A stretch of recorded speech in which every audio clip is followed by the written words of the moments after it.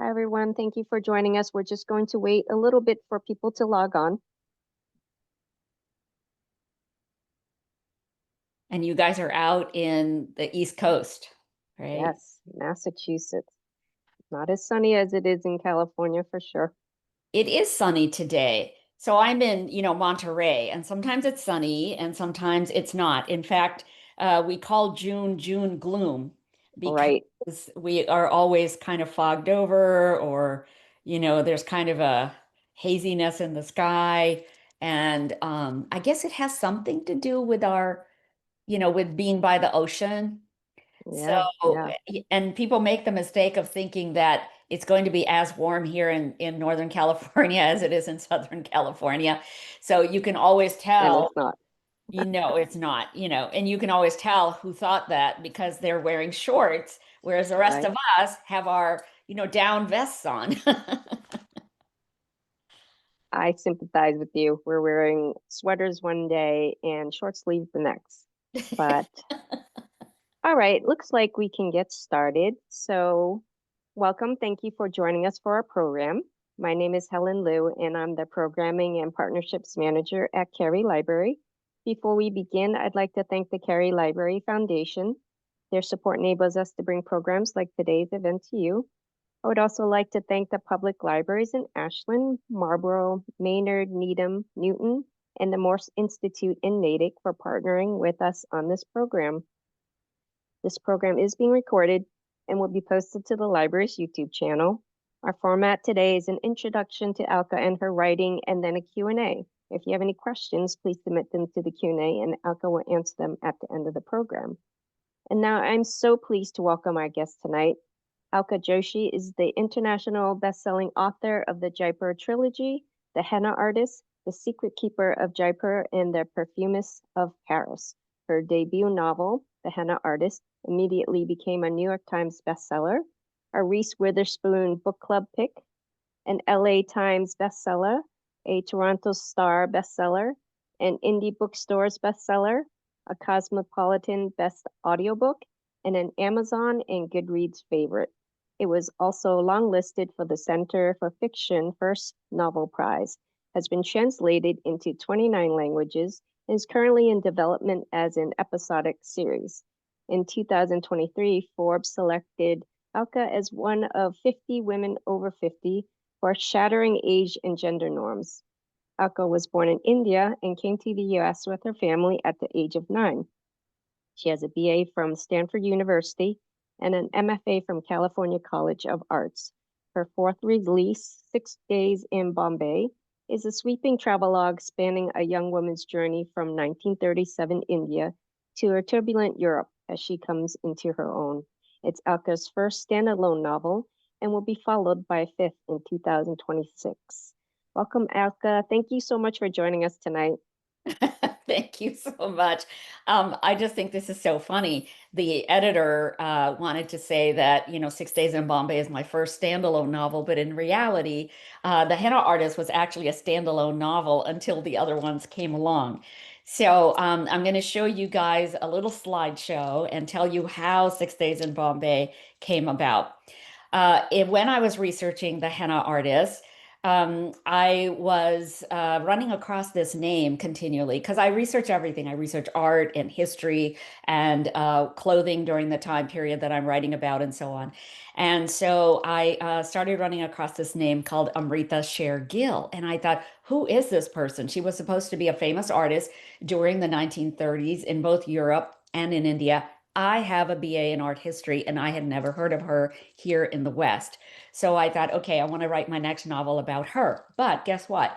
As soon as The Henna Artist went off to the printer, I started getting all of these requests from Malik, who was Lakshmi's helper in The Henna Artist. And Malik is constantly in my head going, you have about 140 pages of my story that you cut out of The Henna Artist. So maybe you could just write my story. Well, he was so much in my head, I finally had to set aside 6 Days in Bombay and start writing his story. And as soon as I had 20 pages in, my agent sent it off to the editor, and HarperCollins gave us a second book contract for The Secret Keeper of Jaipur before The Henna Artist was on the shelves. So now my agent says, get to work. So I start writing this Secret Keeper of Jaipur. That finishes up. And even though The Henna Artist was published during the pandemic and I did not get to travel with it or go anywhere and talk to people about it except on Zoom, when by the time the Secret Keeper of Jaipur came about, all of a sudden now I'm traveling with the two books, and my agent calls and says, "What else have you got?" And I said, "Well, I do have all these pages of story about Radha, and I've been thinking more and more what would happen if Radha's son, the baby she didn't want to give up in the henna artist, what if he came to see her and all of a sudden now she has to explain a baby that she had at the age of 14 to her Parisian husband." And so my agent said, "Sure, go ahead. Just write me up a couple of paragraphs, whatever you've got time for." I wrote up a couple of paragraphs, and then HarperCollins sent us a third book contract. So the trilogy came about very organically like that. It wasn't something I masterminded. All right, so now the trilogy's happening. I'm calling it a trilogy. My editor says, "Stop calling it a trilogy," because that means, the story has ended. And I said, "Well, have you heard of Star Wars? Because, you've got 5,000 prequels, 5,000 sequels. So I think it's going to be fine. I really want to go back to this story about Amrita Shergill, the painter, 6 Days in Bombay." So I finally go back to it. And here is the screen that I want to share. All right, here we go.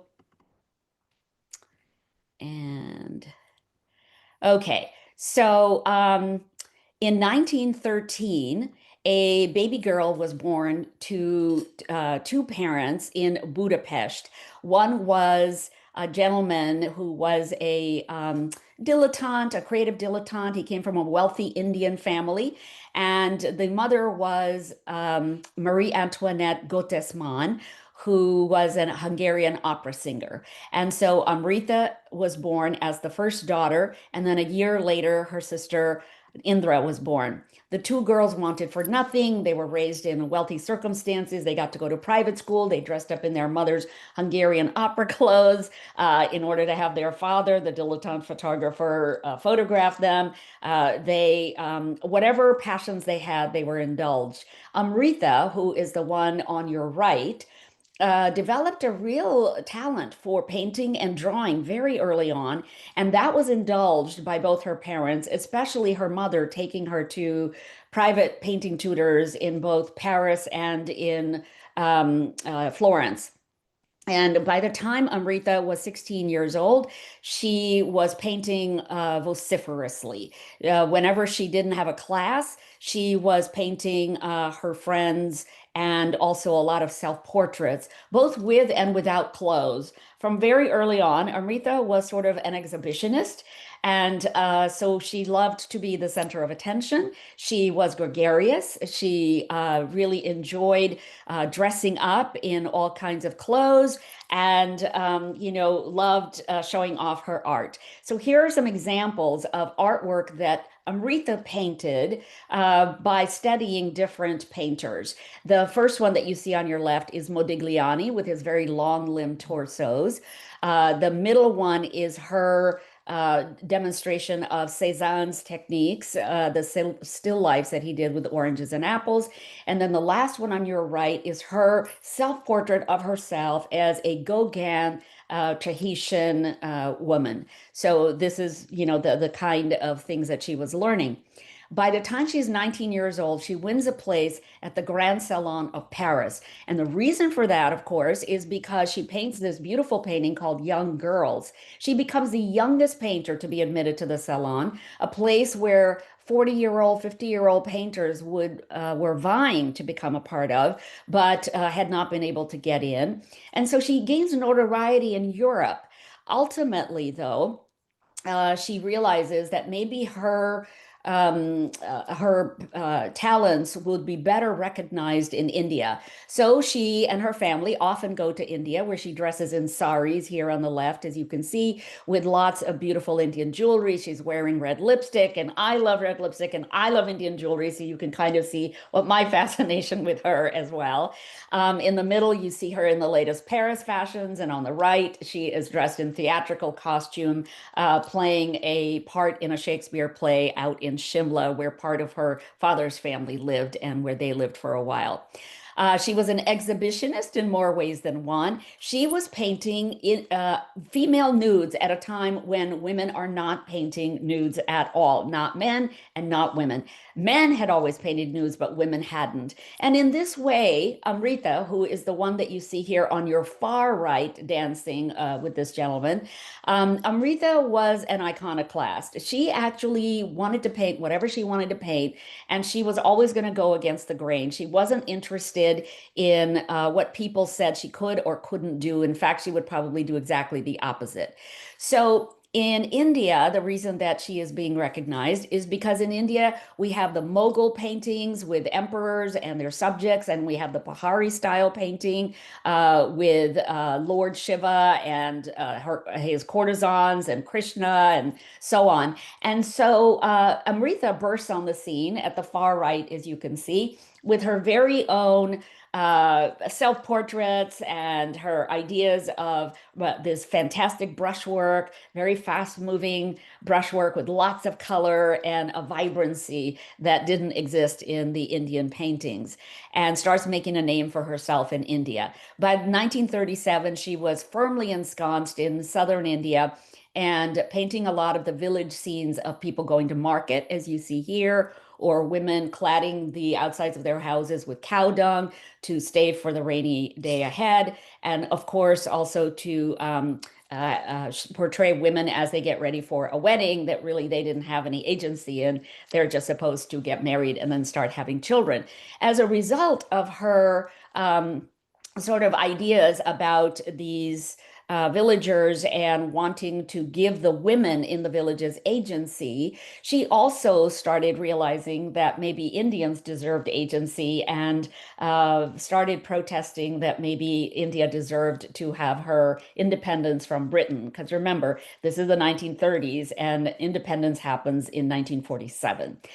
She defies her family by protesting against the British Raj, and they were firmly involved with the British Raj at the time. As a wealthy family, it wasn't prudent for them to go against the Raj.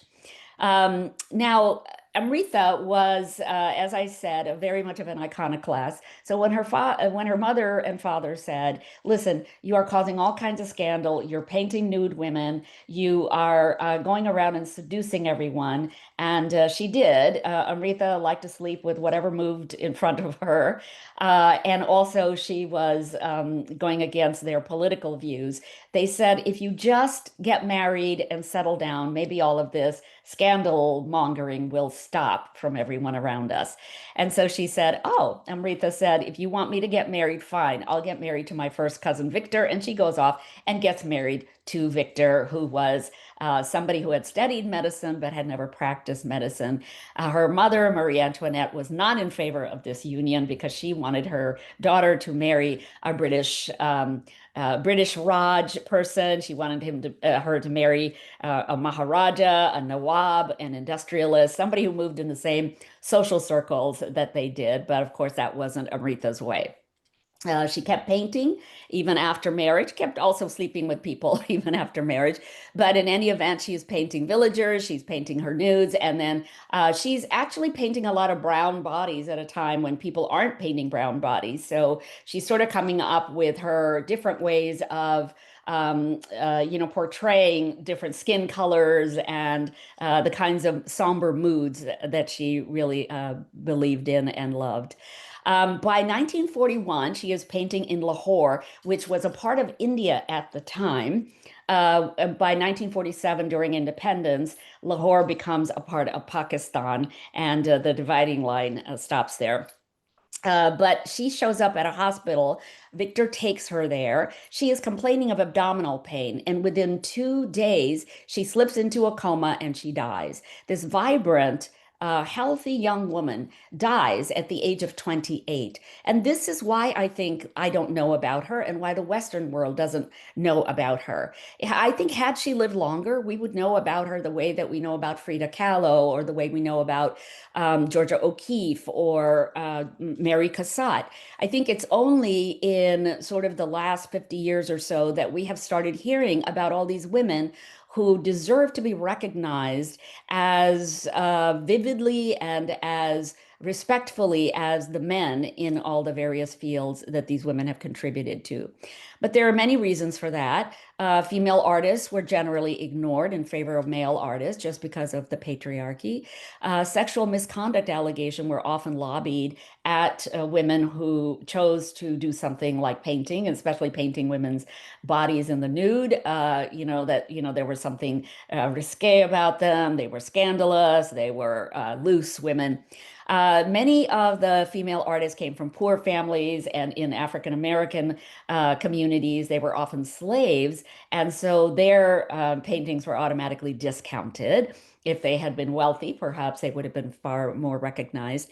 And then, sometimes people would say, well, a woman cannot possibly paint this beautifully. A man must have helped her. She just got to put her name at the bottom. And so I thought, okay, how can I write about Amrita Shergill without being a biographer? I want to make sure that people don't forget about her, but I'm not going to be writing a biography. So I'm going to fictionalize something about her. Where should I start? And then I thought, well, why don't I start at her death? Because her death has never been explained, and I could use fiction to somehow come up with a reason for that death. There are many suppositions. One of them was that maybe Amrita had a miscarriage and had developed sepsis. Maybe there was a botched abortion involved because Amrita did have a couple of botched abortions. And of course, Marie Antoinette, Rita's mother, thought that maybe Victor had given her an abortion that didn't take. And then the last idea might have been that, she just had some kind of gastrointestinal issue that had never been diagnosed. So I thought, okay, I'm going to start at the death. Now, if I start at the death, who will continue the story? What about somebody who is taking care of her in those last days in the hospital right before she dies? So now I determined that it must be a nurse who is taking care of her. Who were the nurses in the 1930s in India? They were either English nurses or they were Anglo-Indian nurses. Anglo-Indian nurses, because Anglo-Indian nurses were the half British and half Indian. And the reason that they were coming about and given an opportunity to become nurses is because they did have some British blood in them, and those were the only people really allowed. Along in the late 1930s, the British started to train male Indians and female Indians to also work in hospitals and to be trained in the Western medicine. So I thought, okay, my nurse has to be an Anglo-Indian. I don't know anything about Anglo-Indians, so now I start doing research on Anglo-Indians. Turns out that at the time the British East India Company first came to India 300 years prior, they thought that alliances between the British employees and the female Indians would be a great thing to have because you would have a bridge between these two cultures and you would have a bridge between the two languages. And the offspring of these unions could be used in administrative offices all over India to communicate with the indigenous, Indian folk. So our nurse then has to be in this kind of category. And one of three things happened with the Anglo-Indians. Either the British father went back to England and took the family with him, and so you have a lot of Anglo-Indians in the UK, or they stayed behind in India and raised their Anglo-Indian family in India. And our nurse belongs to the third category, where her husband, like a lot of, where her father, like a lot of the British employees, they went back home to their first families that they had left behind and not told the Indian wife that they might have had other children or had another wife back home. And so Sona, our nurse, has not seen her father since she was 3 years old. Okay, so now we have these two characters who are going to propel our story forward. We have the painter on the left of your screen, and on the right, we have the nurse. One of the things that I do is I develop a visual storyboard of all of my characters, and I found this wonderful photograph of Emma Thompson as a young nurse. And I just thought, okay, that's exactly the kind of feeling I want for our nurse. She is serious. She is a little skeptical about people being too happy or too sad. She has a kind of wariness about her because of her parentage. And so she has a dual identity, half Indian and half British. And the painter that she's taking care of has a dual identity where she is half Indian and half Czech. And I made the painter, the fictional painter, half Czechoslovakian and gave her father a job as a Czech glassmaker. And he is of the Jewish persuasion because Amrita's mother was a Hungarian Jewess. And so I knew that the family, in going to India during that interwar period, were really trying to keep themselves safe. That was important to them. Then I start doing research and I find out that indeed there were, for thousands of years, Jews had been coming to India to escape persecution from other areas because India had never persecuted the Jews and made room for them to practice their religion. There are many synagogues in India. There were kosher butcheries and bakeries and so on. And so our that we have our two characters here.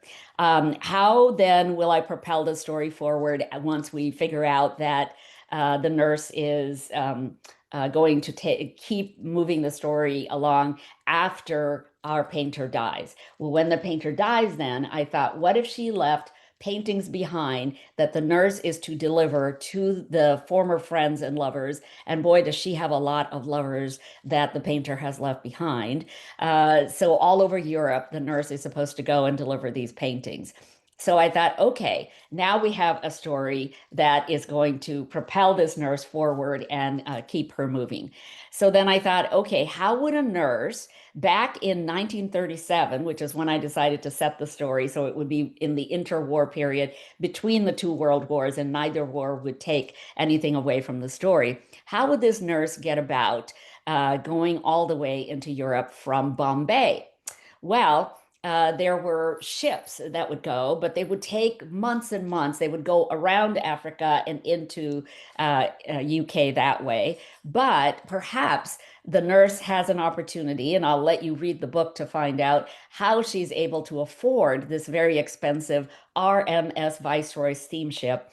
And on this steamship, we have tennis courts and badminton courts, and we have indoor swimming pools and ballrooms and so on. It's a very, very fancy steamship. She gets a chance to be on here so that from Bombay and through the Suez Canal, it lands in Istanbul. And from Istanbul, passengers take any one of six Orient Expresses to get up to where they're going in Europe. Yes, I found out that there's more than one Orient Express on which Agatha Christie's characters could have been murdered in that famous movie that I love so much.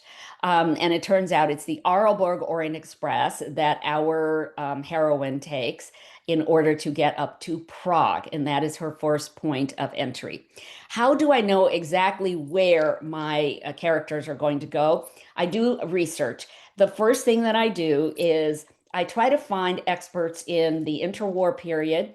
I try to find experts in art history and whether they know anything about Amrita Shergill. Perhaps they know something about transportation during that time period, the clothing of that time period, whatever it is that I can find. And I make appointments with these people before I go to Europe. And of course, I set up these appointments very carefully. So the first place I went was in Prague. And on the left, you see me with Martina across the Charles River. And Martina is teaching at the Czech Academy of Sciences. She took me around to many of the places where she thought a young painter would have exhibited, a painter like Mira in the book. She took me around to the Old Town and New Town so she could show me exactly where our nurse might have gone to find the painter and to find more about the painter's family. And then I found this wonderful building at which I just thought, okay, that's exactly where the painter's family came from. And so I took a picture of it, and then I built a whole scenario of what it looks like on the inside and lots of scenes around that. In the middle is Samuele, who met me coming down a train from University of Milan, where he teaches. He came to Florence, and we walked around everywhere. He took me to the place where the real Amrita Shergill had studied in Florence, her painting. But also we walked around all the places where the expats, like Paolo's wife, Whitney, would have lived. And so we went around the Via Tornabuoni. He took me to the famous cafe where I set a scene where our nurse Sona meets Paolo for the first time, one of the painter's former lovers. And also he told me about Ferragamo and his palazzo, which I will get to in just a little while. And of course, I went into the Ferragamo Palazzo to see how Ferragamo had made his shoes and why he came back to Florence after having been very successful in New York.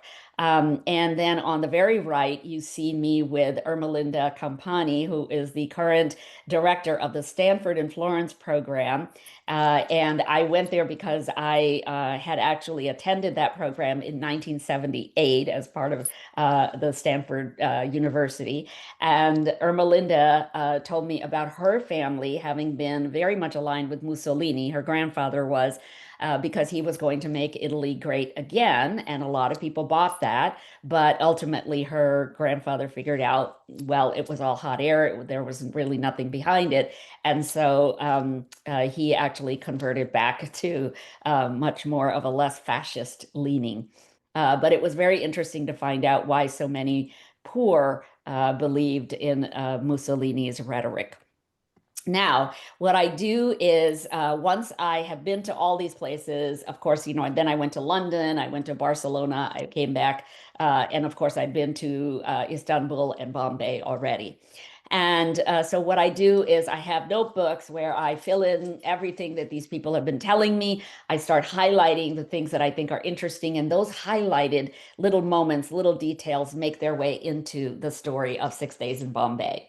So one of the things I found out, I'll just share a few of them with you, is that in the 1920s and 30s, our earliest female actresses, our earliest actresses in Bollywood were Jewish women because Hindu and Muslim women were not allowed to be on the screen. And I already told you that, there were Jewish communities all over India. So Ruby Myers, who made it into the 6 Days in Bombay story, and Esther Abraham were two of our biggest Bollywood stars. People were absolutely crazy about them.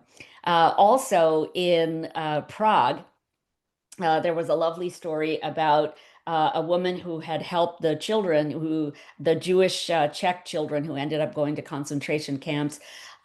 She had helped them sort of get their minds off of what was coming for them by scrounging around for paper and pencil and chalk and whatever she could find so that they could draw happier times like a birthday and, sweets that their grandmother made for them or time on the playground with their kids. And that made its way into the story. Another thing that made its way is that in 1937 in Paris, there was a World Expo, and that was the Spanish pavilion for which Picasso was asked to paint a large mural. And he ended up painting this, which was one of his most famous paintings, Guernica. This was his protest against the bombing of a town in Catalonia that the fascists and the Nazis collaborated on. And it just reminded me how artists are sometimes the first ones to protest when things are not going right, and they do it through their art. Okay, here is the little Ferragamo detail that I promised you. In 1930s, Mussolini said, listen, one of the ways that we're going to make Italy great again is that we're going to only use materials that are found in Italy. We are not going to make anything with a foreign product. And Ferragamo had to really think hard about this because he used to use steel for his stilettos, and he could no longer use it because steel wasn't manufactured in Italy. So he designed cork heels, and he designed these platform heels with cork to shore up those tall heels that he liked. They became a huge hit, as in the case of the sandals you see in front of you, which are embedded with pearls and diamonds and rubies and emeralds and everything you can think of. They were made for a Maharani down in the southeastern part of India. And this particular Maharani was actually the mother of the Maharani whom I used as a model for the young Maharani in the Henna Artist all those years ago. Now I just want to show you a very quick little thing that I put together. I like to form an interesting way to showcase a lot of my work. And so this time I thought, well, what can I do that's a little different to talk about 6 Days in Bombay? I wanted you to actually experience what it was like to maybe live in the 1930s with these Anglo-Indian nurses, with these patients, traveling all around the world. So I thought, okay, I'm going to pluck 3 scenes out of the book and I'm going to turn them into screenplays. That's what I asked ChatGPT to do. And ChatGPT gave me many different screenplays. And then I went through and gave them over to a director, writer whom I was collaborating with. And she took those scenes and she improved upon them to make them, camera ready. And then we hired crew, we hired uh, actors, real actors. We paid them SAG wages. In one day, we shot all 3 scenes down in LA, and they just came out beautifully. And so this is the first scene, and we are meeting Sona and Mira in this scene, as well as Dr. Mishra, who will prove to be very important as the story progresses. So I'll just play this one scene for you. It's less than 2 minutes.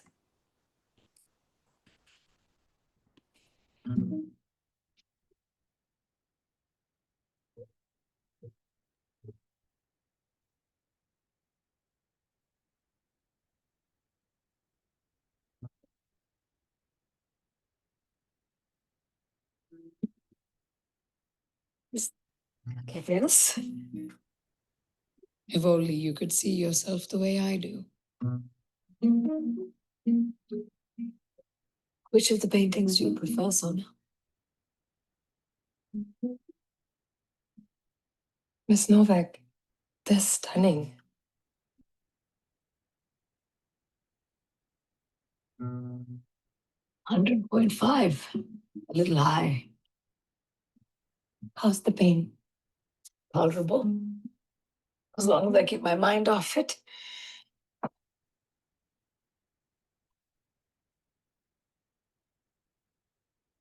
How are you, Mira?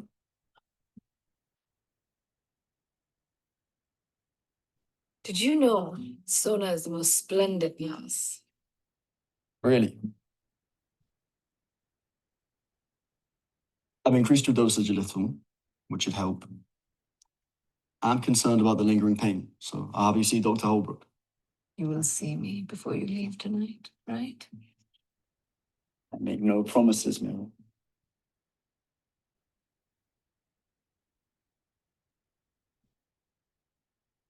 Quite a catch, isn't he? I'll check back soon.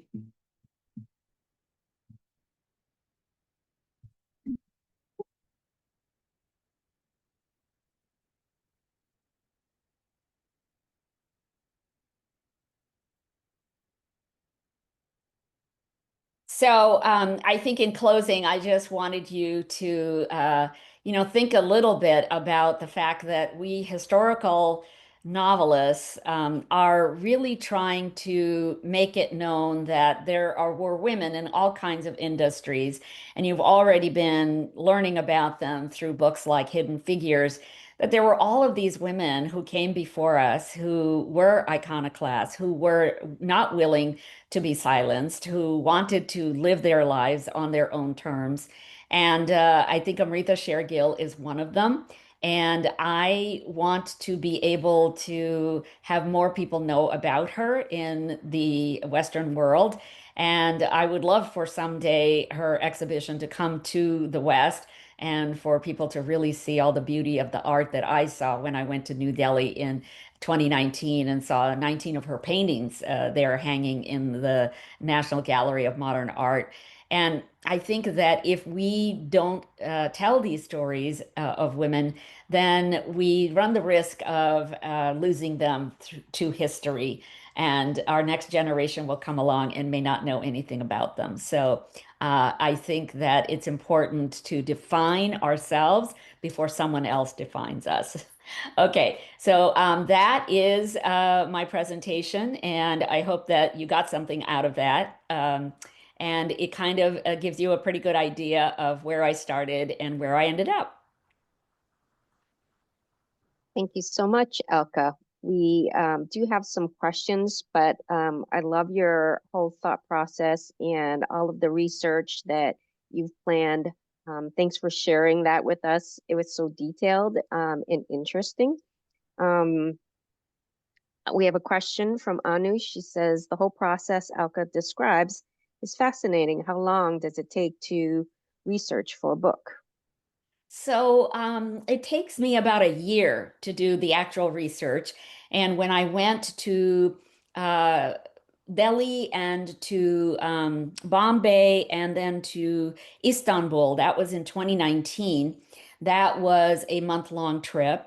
And then I went again before I wrote 6 Days in Bombay. I went again to Europe that time, to Prague and Florence and Paris and London.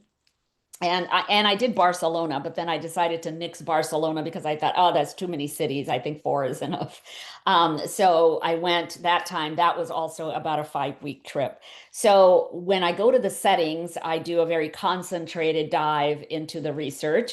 I go to a lot of exhibitions. I look at a lot of photo archives. I go to, people, talking to people in universities and so on. And then other than that, when I'm home, I'm doing a lot of research on the internet and looking through, picture books and paintings online that I can find and so on. And then it probably takes me, during that time, I'm starting to get ideas for scenes that I want to include in the novel, probably as a result of something that the expert in that particular city was able to share with me. And so I start getting these ideas for scenes. I start jotting down little notes.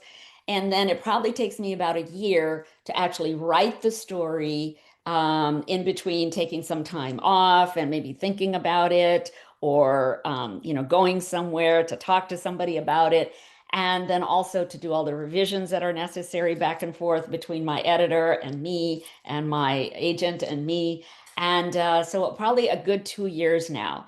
The henna artist took me 10 years because I was just learning how to write a novel.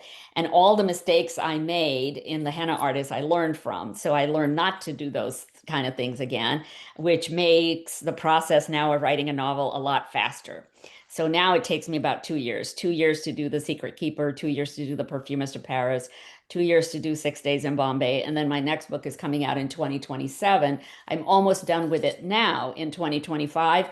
But then it's going to go through a couple more revisions before it gets sent to the printer. So, and by then I'll probably have started my 6th novel. So that's kind of how it works. I hope that answers your question. Thank you. Vida also wants to know, your main characters are very strong women, and she wants to know why. Oh, because I think that we women are a lot stronger than we realize. And I think that we keep downplaying our power when we are around families, when we are around men. Sometimes I think that we are forced to downplay our power, especially when we're in sort of corporate environments, so that we don't get labeled as too aggressive or too ambitious. And I just love the idea of women who don't listen to what anybody else wants them to be like, and then just decide that they're just going to be their own person, that whatever it is they want to do in life is perfectly okay without society getting in the way and telling them how to do it themselves. And this whole thing started because when I started going to India with my mother in my 1950s, my mother, I wasn't even thinking ever of being a writer. But I had just entered this MFA program in creative writing because, the recession was upon us in 2008. A lot of people were out of work. My business in my advertising agency was down. And so I thought, okay, I've got some time to play with. So why don't I go learn something new? And my husband had always said, why don't you try fiction writing? I think your stories are really interesting about India. So I start in this program at the same time that I'm going to India with my mother. And I realize that as my mother is telling me her stories, while we are there, while we are meeting with friends and family, I realized that my mother had had such a different life than I have had. She had the arranged marriage. She had the, parents whom you could not defy. The grandfather, my grandfather, whom she could not say, I don't want to be married now. I want to go get a degree in psychology. I want to keep going to school. She couldn't say that. So she got married. Within the first 4 years, she had 3 kids. She never got to go back to school. She never got to have a career. And so I thought, I realized suddenly that I was her rebellion, because she always raised me to be the person that I like to portray in my books. She raised me to be the person who was not going to lay down and say, okay, world, I'll just do what you want me to do. She always said to me, honey, you make your own decisions about what it is you want to do in your life, where you want to study, where you want to go to school, where you want to live, whom you want to marry, whether or not you want to have kids. You are going to make all those decisions in a way that I did not get to. And I think once I realized how difficult it was for her to have done something like that and defy my father, how often she had to defy my father in order to let me have this very free-spirited life, I realized that, oh my gosh, I have to thank this woman. This woman is incredible. I really had a whole new appreciation for my mother. And so I started writing The Henna Artist as a tribute to mom, because Lakshmi then became my mother, a young woman who decided somehow to keep herself child-free. So then I had to do all this research on how women were keeping themselves child-free during that time. And a woman who decides that she's going to leave her marriage because it's not serving her. And so then I invent this really abusive husband named Hari. And then she goes off to forge a life of her own because she has to make a living somehow. And I figure, okay, well, she'll probably know how to do henna, because that's something that almost every woman in India has seen done on their hands and probably understands how to make it happen. And if I give her any kind of artistic talent, then she'll probably be able to do this without any problem. And then, of course, there's the whole idea of herbal remedies, because henna alone wouldn't help her to make a house. I thought, what else could she do with sort of organic knowledge about ingredients and herbal remedies that she could use for this clientele that she has? And I thought, oh, of course, maybe she has a mother-in-law who has taught her a whole bunch of stuff like this. So that's how the henna artist came into being.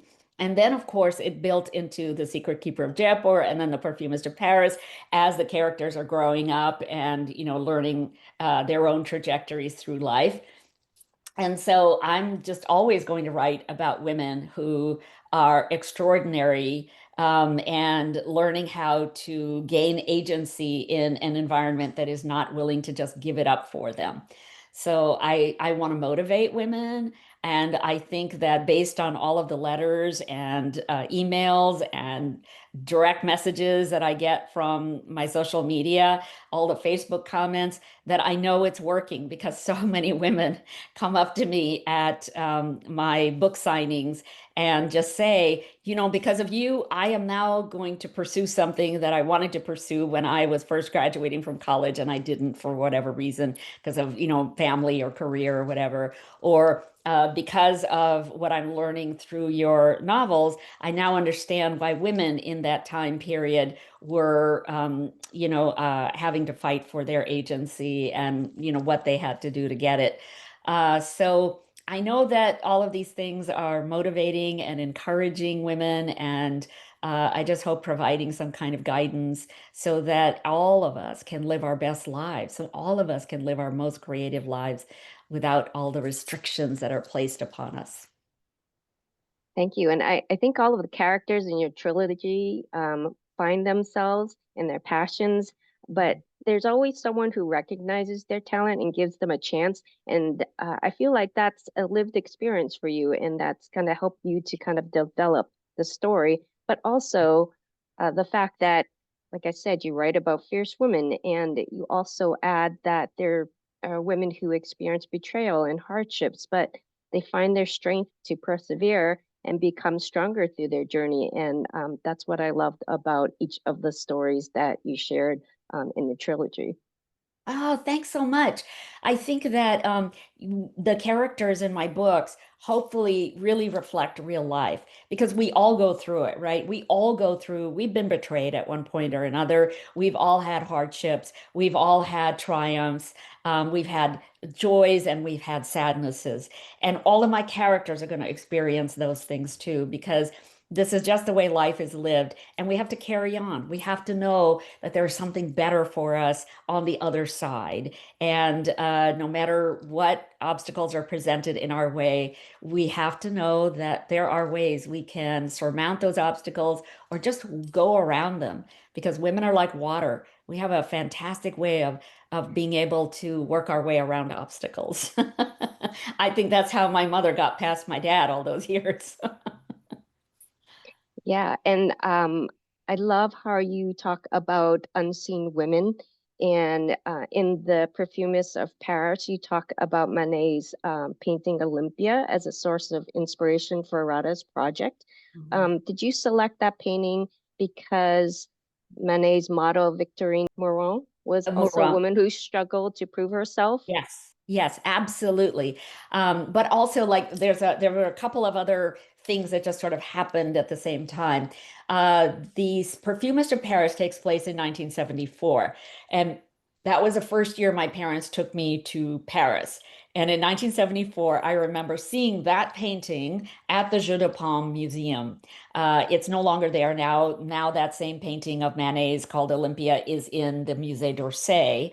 But yes, I remember learning about that woman in the painting. The model was Victorine Mourant, who herself was a painter and was poor. And so she modeled in order to have enough money for her canvases and brushes and her, you know, rent and food and so on. Whereas the men like Manet and Monet and Degas and Renoir, they were wealthy men. They could spend all day long painting and they had plenty of money for all their supplies. But when Victorine posed for that painting, and that painting became so famous and controversial because the way that she's posing in that painting as a nude prostitute, she is basically saying, you know, just take me as I am. I'm not interested in what you have to think about me or say about me. I just exist and I'm happy with myself. And so everybody just started calling her a prostitute, and Degas, Manet did nothing to counter that. He never once said, no, no, no, this is just my model. And so none of the other painters who had ever used her as a model stood up for her, and she was defamed, and she lived the rest of her life in obscurity. She was never able to recover from that. But I think, you know, had she been able to practice her art, we would probably know her name as easily as we know Manet's name, because she actually was able to get into exhibitions way before Manet did with her paintings, her own paintings. Thank you. I have so much more questions, but I'm going to get to some of the other questions that we have from our audience. How do you decide what choices your characters make? Oh, this is so fun. I love this question. Thank you so much for asking it because there are so many times when I am not making those choices. I'm not even deciding what choices to make. It's the characters who are doing it. And any author will tell you after they've been writing for a long time with the same characters or really are understanding their characters, any author will tell you that after a certain point, the character will take over. And all of a sudden, a character is doing something I did not expect. Like I did not expect in 6 Days in Bombay that Sona was going to make a play for Dr. Mishra. I did not expect a woman in 1937 to go after that so boldly. She just did, and I'm just writing. I'm just watching her in the scene in my head, play it out, and I'm just writing down exactly what's happening there. There are times when, like in the scene in Prague, where Sona is on a train and Agnes, this woman from another country, is is in her passenger car with her compartment. Agnes is sort of letting her know that things are not what they seem. And that whole dialogue that happened between the two of them, I did not even create that dialogue consciously. It just came out of some place in my brain, and all I had to do was just write it down between those two women. It just came out like beautifully. I hardly even had to revise it at all. So the choices that the characters have to make oftentimes are just happening organically. I don't even have to pose it to them, but I want them to make hard choices. And so when I do get a chance to be the one to construct the choices, I try to make it so that you as the reader are not going to be rewarded with what you expected, that maybe you'll be surprised at the choice that the character made. And I always want to try to surprise you. And I hope that, no matter what your reading of mine, whether it's The Perfumist of Paris or 6 Days in Bombay or The Secret Keeper of Jaipur, that you are surprised by the choices that the characters make, because I do think that I get a lot of mail from people asking, well, why did she do that? I thought she would do this. But we all make unexpected choices in our lives. And what we're always trying to do, I think, as people is make the best choice possible for our circumstances. Sometimes we miss, but sometimes we get it right. And I hope my characters try to get it right. Oh, I think they absolutely got it right. Mary Ann would like to know, how did you start writing it and manage to find an agent and get published? Did you Oh, belong to a writing group when you started? no, I do not belong to a writing group. I did not belong to a writing group before. Um, I really started, as I said, because I had these 2 years on my hands while the economy was recovering and my business was waiting to get going again with more and more projects. I've always done about 4 to 5 projects simultaneously in marketing and advertising, and managed a whole lot of freelancers. And so I was used to working at a kind of a breakneck pace all the time. Well, I get into this program, and it's a writing program. So we are constantly reading and writing and workshopping each other's work. We are making presentations all the time. We are expected at the end of it for our masters to turn in a thesis. And during that same time, I was going, as I said, with my mother to India. We made that trip about 4 or 5 times during that time because my younger brother had bought a condo there that was available to us to stay in anytime we went. And my mother really wanted to become reacquainted with her friends and family. She hadn't been in years. I had not been to India in 36 years. And I had actually disavowed my heritage in India because I had, when we came to the United States in 1967, I was 9 years old. And the kinds of questions that people were asking me were things I didn't quite understand. They were very confusing to me because many people in the United States had never traveled outside of the country, much less outside of the state of Iowa. And so I was asked questions that gave me pause. They would ask me things like, why are you letting cows run in the streets? And why do you let all those people starve in India? And why is your skin so brown? Where'd you get your tan? And oh, you're Indian, so what kind of tribe are you? And I realized that most of these questions were not flattering to India, that they were somehow meant to say that India was not a place that anybody ever wanted to go. Well, I was a kid. I didn't know anything but the middle class existence that I had come from. And I love my middle class existence, but obviously Americans didn't. So I decided that I was just not going to return to India. I was just going to become an American. I wanted to fit in so badly. So for 36 years, I did not go back to India.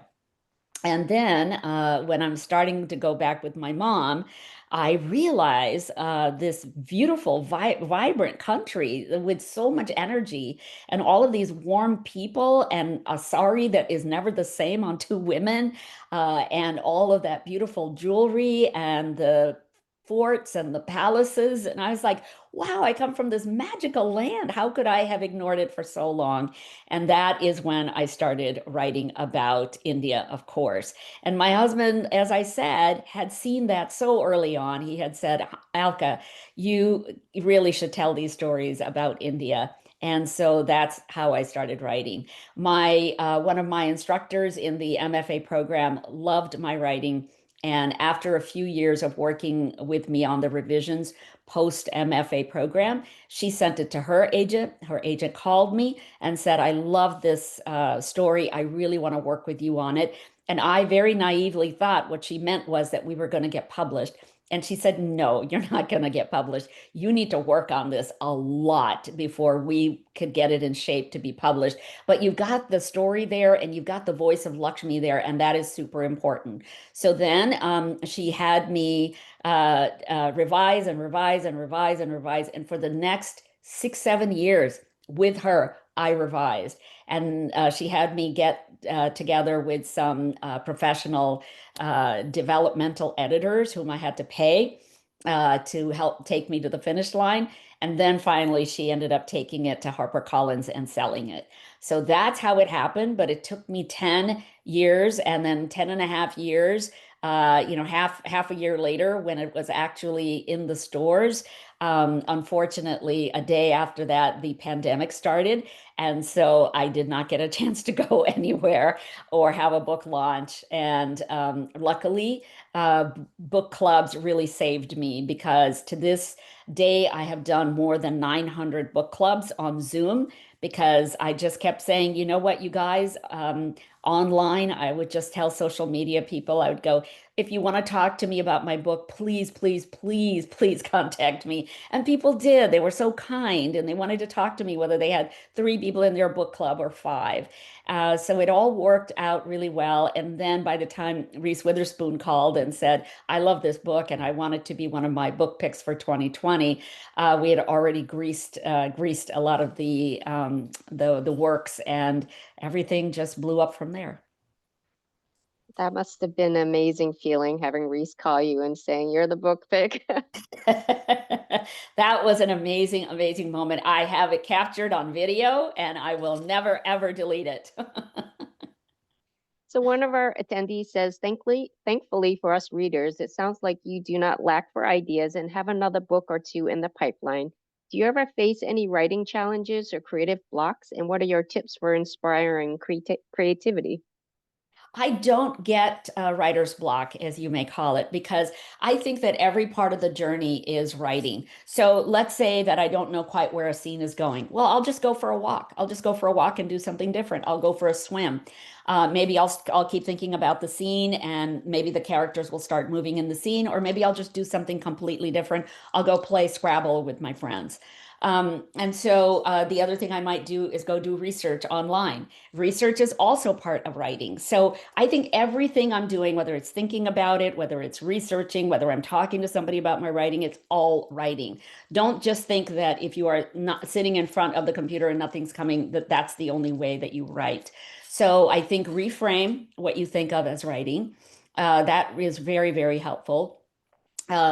And you know, just do stuff that is pleasant for you. So if you're writing something and you need to do some research, go ahead and do a deep dive into the research. You never know what you might find, and you might end up using whatever you find as a detail in your narrative.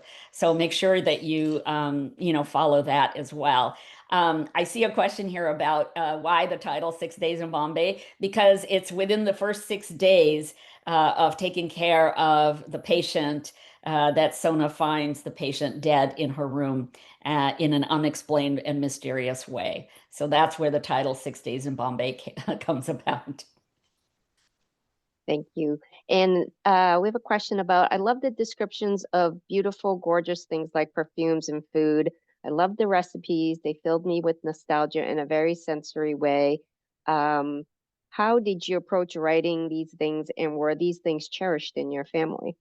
Okay, so for 30 something years, I worked in advertising and marketing, and I always like to write my copy as if it were sensory, as if the customer was right there with me and they could see and feel and hear and taste whatever it is that I wanted them to see, feel, and hear and taste through the screen, whether it was for a TV commercial or maybe it was for a radio, so through the airwaves.